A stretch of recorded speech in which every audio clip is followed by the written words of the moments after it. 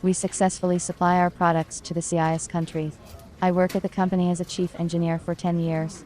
A year ago, the company management decided to expand the sales market and supply its products to Lithuania, Latvia, and Estonia. In order to enter the Baltic market and update the product line, our company planned to start producing oval-shaped tablets. They were used to treat inflammatory diseases, and were previously produced in the form of round tablets. According to the technology of production, the tablets should have been further packed in a blister, which preserves the tablets from the powder from the environment. We bought a blister with oval cells. We changed the shape of the drug to make it easier to swallow, because the tablets have a bitter taste.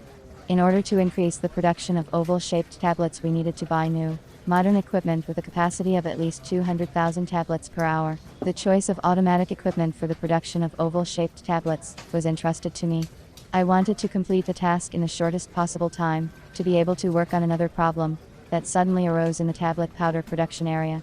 A breakdown of this equipment meant a work stoppage in the entire site, which I could not have allowed to happen. I understood that the management would not approve the chosen tablet press, and would send me to search again. I then looked for equipment from Chinese manufacturers. There were more options here.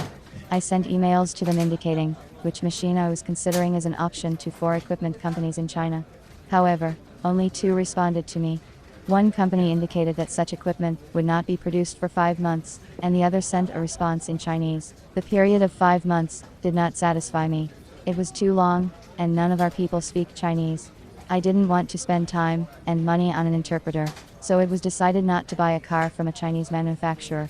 I realized that I would not be able to solve the problem of purchasing automatic equipment for the production of oval tablets on my own, so I decided to contact an intermediary specialist. I had an idea of what kind of machine I needed, so I only paid attention to the reliability of the company.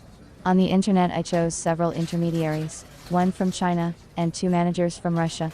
I made my choice by looking at the company's websites. The length of their work in the market for supplying pharmaceutical equipment, positive customer feedback, and the relevance of their prices were of great importance. At first, I called the Chinese intermediary. His presented price for the machine was lower than the others. I received a response from the manager, who specified that the price did not include customs clearance, delivery, and installation of equipment. The total amount for the machine was much more than presented on the site. I was not satisfied.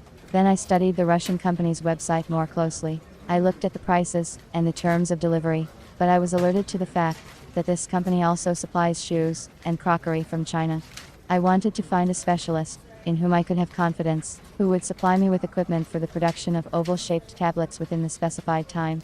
I decided to look at the last option among Russian intermediaries. In advance, I checked the company in the database of entrepreneurs in Russia for litigation for the period of activity. This company did not appear in these lists. I liked the company's website, modern, structured, lots of videos. I called the manager and got a good consultation about the equipment I wanted. The specialist told me about the features of the equipment, sent me the video by email, and the instruction manual, where I could study everything in peace. I liked his businesslike and professional approach. I was satisfied with the delivery terms and price, and a week later, we made a contract for the delivery of the tablet press.